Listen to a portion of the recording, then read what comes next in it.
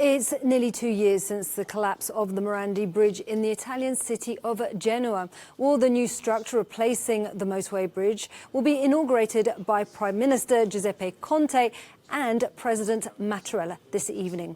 43 people were killed when the structure gave way during heavy rain on the 14th of August 2018. But family and friends of some of those killed say there's nothing to celebrate with the reopening of the bridge and won't be attending the ceremony. Well, Giorgia Morandi is in Genoa with more on that ceremony.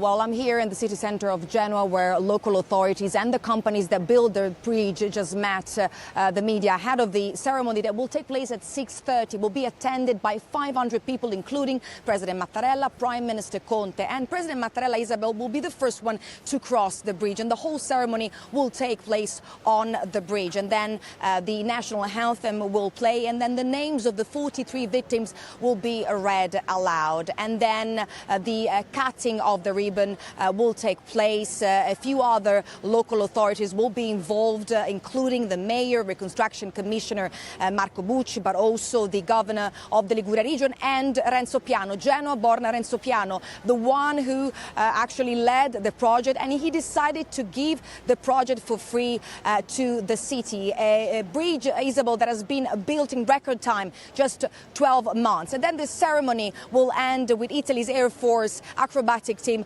flying over the bridge.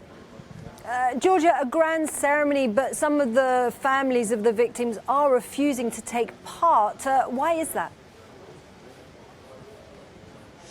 President Mattarella, Isabel, had invited the families of the victims to take part, but they decided not to go. In fact, they requested a low-key ceremony. That's why only the names, well, just the names of the 43 victims will be read aloud, and they won't take part in the event. In fact, they, as you mentioned there, they're against the actual idea of a ceremony being celebrated. They claim that there's nothing to celebrate after 43 people died as a consequence of the accident. But also, Isabel, the Benetton family, which used to own most of Autostrade per l'Italia, the company that used to manage Italian motorways, that has been accused of poorly managing the bridge, has been stripped of its concession. But the immediate transfer of Autostrade to a state lender has not been finalized yet. And this has angered those families who had requested that the old management would be already out by now, before the inauguration takes place.